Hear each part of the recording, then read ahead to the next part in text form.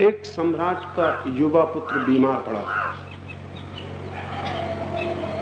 एक ही बेटा था उसका, वो मरण शैया पर पड़ा था। चिकित्सकों ने कहा था कि बचने की कोई उम्मीद नहीं।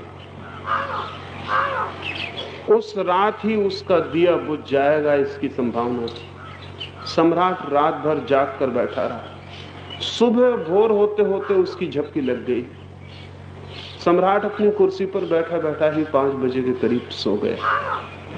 सोते ही भूल गया उस बेटे को जो सामने खाट पर बीमार पड़ा था, उस महल को जिसमें बैठा था, उस राज्य को जिसका मालिक था। एक सपना आना शुरू हुआ।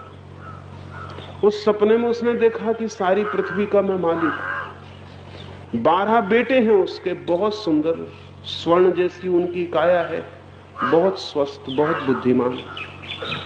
सारी पृथ्वी पर फैला हुआ राज्य, स्वर्ण के महल हैं उसके पास, हीरे जवाहरातों की सीढ़ियां हैं।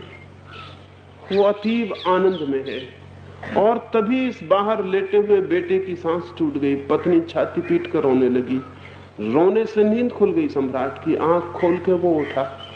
खो गए वे सपने के स्वर्ण महल, खो गए वे 12 बेटे, खो गया वो चक्रवर्ती का बड़ा राज्य।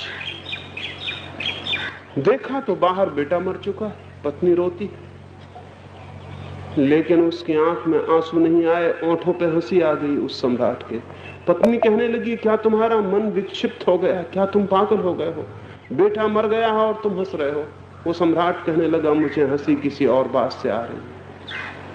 मैं इस चिंता में पड़ गया हूं कि किन बेटों के लिए रोऊं। अभी अभी 12 मेरे बेटे थे, स्वर्ण के महल थे, बड़ा राज्य। तू रोई, मेरा सारा वो राज्य छिन गया, मेरे वे बेटे छिन गए। आंख खोलता हूं तो वे सब खो गए हैं। और ये बेटा जब तक आंख बंद थी खो गया था। मुझे याद भी नहीं थी कि मेरा कोई बेटा है और जो बीमार पड़ा। जब तक वे 12 बेटे थे, इस बेटे की मुझे कोई याद नहीं। और अब जब ये बेटा दिखाई पड़ रहा है तो वे 12 बेटे खो गए। अब मैं सोचता हूं कि मैं किसके लिए रहूं, उन 12 बेटों के लिए, उन स्वर्ण महलों के लिए, उस बड़े राज्य के लिए, या इस एक बेटे के लिए। और मुझे हंसी इसलिए आ गई है कि कहीं दोनों ही सपने तो नहीं है, एक आंख बंद का सपना और एक आंख खुले का सपना। क्योंकि जब तक आंख बंद थी ये भूल गया था, और जब आंख खुली है तो वो जो आंख बंद में दिखाई पड़ा था वो भूल गया।